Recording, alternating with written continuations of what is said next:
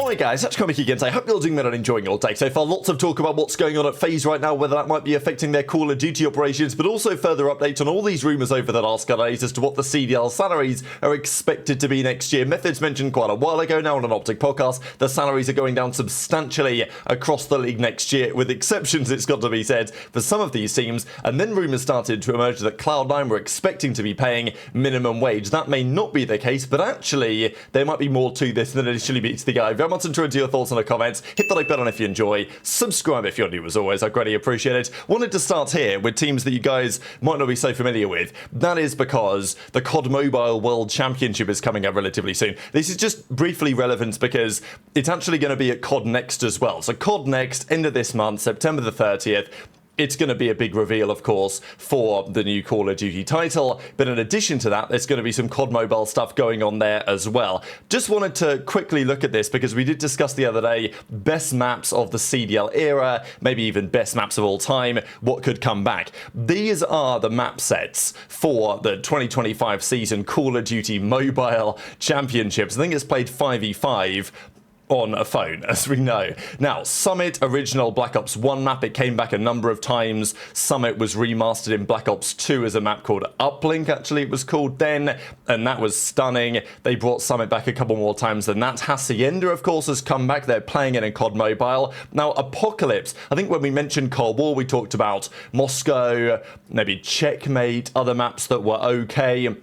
Apocalypse, I think, also kind of falls into that category too. They are playing that on COD Mobile, Slums from Black Ops 2, and then Combine from BO3, which was famously a beta map in that game. It was the one with the wall run on. Well, I mean, there was many wall runs on the side of the map, but you guys probably know the map that I mean. You know, I'll just click on it. If you guys aren't familiar, this is what it had to look like. Now, it was actually played in competitive early doors in Black Ops 3, very early, and then people realized it wasn't really going to work, but the hardpoint maps are across Black Ops 1, Black Ops 4, Black Ops Cold War, Black Ops 2, Black Ops 3. So probably goes to show a little bit as to what some of the some of the better games are. Now, Search and Destroy is interesting. They've got a couple of maps there that you might not be familiar with. They're COD Mobile only, but Firing Range and Standoff are in there. And then Control is played on Raid.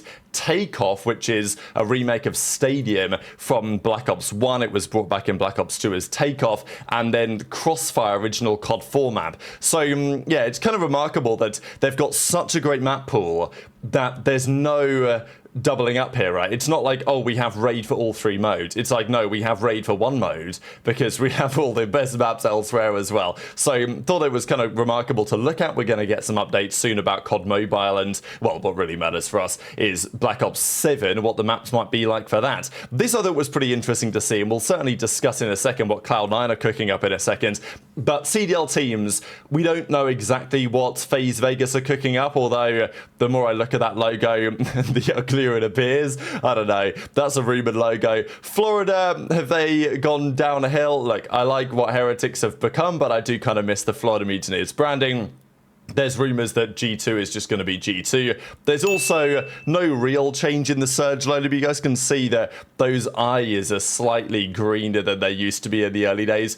Now it's Vancouver rather than Seattle. Kind of crazy that the Dallas Empire spot is now effectively owned by Boston because of the merger between OpTic and Dallas that happened a couple of years ago when the Chicago Huntsman spot moved over there. Ravens, they may well be gone. It could be Space Station. LA Thieves, of course, own what was originally the OGLA spot that was sold to them. There's some indications that these organizations are still around, but many changes over the last few years. And of course, the New York Subliners, despite being a very competitive organization in COD for some time, they are now Cloud9 New York. They didn't have a great season last year. This season is not shaping up to be fantastic either. There is talk, of course, about Florida Mutineers and that legendary branding they had. Now, also just wanted to briefly get into this because there was lots of talk about this FaZe drama over the last couple of days. I'm not super familiar with all the story that's going on here. I don't really care to look into it massively, but there were these rumors emerging about some diddlers behind the scenes at FaZe, and well, they've now made some updates. Temper gave his response to the situation, and then FaZe Clan come out last night and say, we the boys, and I don't know, like, FaZe is such a mess, isn't it, really? Like, respectfully, I don't understand how, like, Banks is no longer here apparently, and obviously Temper's now no longer here. So anyway, we the boys want to make it clear to everyone, this list is FaZe. Anyone outside of this this list is not associated with FaZe in any way. They, of course, say they're pro esports teams, and then they say Adapt, Apex, Jason, Jev, Kaysan, Lacey, Rage Replays, Ron, Rug, Scope, Silky, Swag, and then, of course, Zuma. But nobody else is any longer associated. Some of these guys I'm not really too familiar with. Most of them I've heard of. Everyone knows that FaZe has changed substantially since the early days, of course. And even Doug was in the replies being like, damn, you know, like I used to be FaZe Censor. Now that's no longer a thing. There was a bit of talk just with all this recent drama at FaZe, whether Atlanta Esports Ventures would have anything to say about it. We understand that the Call of Duty team Atlanta FaZe, as it still is for now, although that may change very shortly, is owned by Atlanta Esports Ventures, and they pay FaZe Clan an amount of money on a monthly basis in order to use their name effectively on their team. That's been what has generally worked as a partnership, it seems, over the last few years. But Atlanta Esports Ventures might be moving their team to Vegas. Maybe that makes more sense in terms of potential partners they can accrue, or just from multiple angles. But it is interesting, right? I mean, if you've got an Atlanta-based company that's had their team based in Atlanta for the last 6 years, now they're moving to Vegas, you got to wonder whether there could be further changes behind the scenes there with, you know, aEV as it is. Maybe going to Vegas, are there any, like, you know, would that organization want to say, well, we don't want to pay FaZe the money anymore, we're going to rebrand things elsewhere? Because, you know, yes, they have that relationship, but the FaZe COD team could cease to exist potentially, I suppose, if the entity that owns the organization decides to no longer pay the licensing and move in a different direction. I don't imagine the relationship is really like that. And I imagine that FaZe are always going to be part of that, but it's just something to think about with the recent drama over these last few days. Of course, Zuma's still there, been a long time on FaZe, that is not going to change anytime soon. They also did this tweet, which was kind of teasing a new player, which I thought was, you know, interesting timing. You can't hide from him, given everything that's been happening over the last 48 hours or so. Now, speaking of Zuma, he was on stream over the last couple of days talking about a few things. I think we looked briefly at this. This is one of the new maps for Black Ops 7 called Colossus, and you know, it doesn't initially strike me massively as a competitive map. This part almost reminds me of I don't know if you remember Aquarium from Black Ops 3, but there's kind of some Aquarium vibes going on here. But I don't know, obviously they do the walkthrough and everything.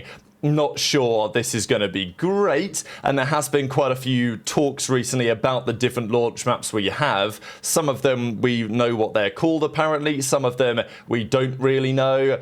But we do have, like, you know, a big lake, a floating pyramid or whatever. So we might be reliant on some of these throwback maps as usual to make this work. Zuma reckons, you know what, throw it in the rotation. But I think it's a little bit too early to say on that front. Now, also Zuma was talking about all these rumors over the last couple of days about the salary requirement of some of these players and also of the teams. So Methods put some comments in a Twitch chat to say, damn, like I was making 9 times back on Boston what Cloud9 are supposedly offering their new players. Now, Ziddy then reveals that actually this number was not necessarily introduced by an especially reliable source, but I will say that doesn't mean that what Methods says here is actually totally off the base. Methods reveals that C9's budget is $30K per player. That's about $15 per hour. Man, $30,000 a year is fucking insane. Bro, I'd be going to school or like working a job. Bro, I'm not gonna lie, 30,000 is insane, Tone. What's even more insane is that I made that up.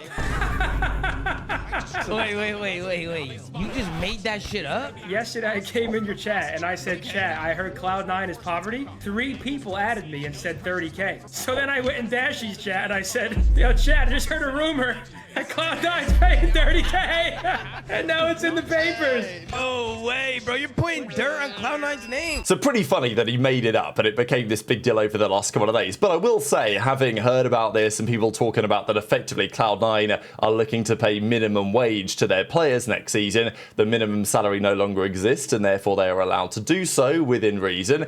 And yeah, maybe that number came from absolutely nowhere and who knows what Cloud9 are getting paid. But to my understanding over the last couple of days, even if it's not Cloud9, there are other teams that either have done or will continue to effectively take this approach, right? That teams, okay, maybe it's not Cloud9, maybe it is, but it is, to my understanding, a thing that some of these teams are very keen indeed to pay effectively 30k a year, effectively a smaller budget as they can possibly allow, because they can get away with it, right? People will take the offers, and whether it's Cloud9 or not, I'm pretty sure that this is happening with some of these teams out there. Some of the poverty organizations towards the bottom end of the league, they are of the opinion to try and break even, to try and make a bit of money if they can.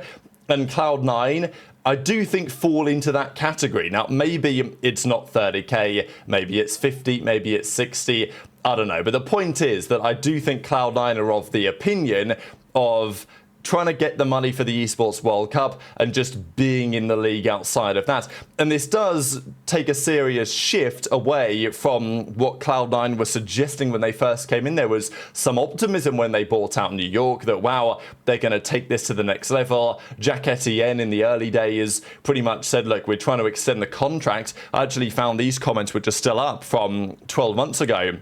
He says this: when Cloud9 came in, my first move was to fully run it back with the same roster. My second move was to fully support the players and coaches. It's been complex to achieve those goals because very evidently people wanted to leave. HyDra wanted to go as he ended up on LA Thieves. And he says, I could force a player to stay under contract and play with players that he's unhappy with, but that is not how I operate. So the general feeling was 12 months ago that Cloud9 are going to really try here to keep hold of HyDra, and if he wants to go, they're still going to try and form a competitive roster.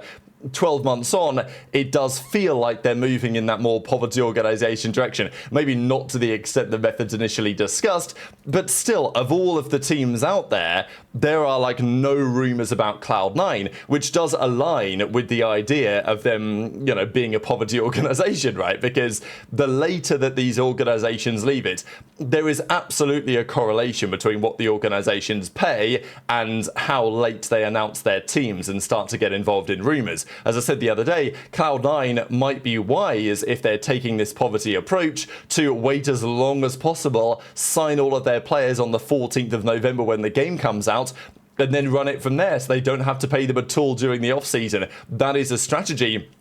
But, you know, G2 are linked to some players. Ravens were even, obviously they're going to be Space Station, but they've kind of been linked to some players. Boston are still keeping hold of a couple of those guys. We think Snoopy's probably going to be there as well, but there has been some rumors floating around the last few days that he might be replacing Metals. But, of course, Trakes is there as an additional member.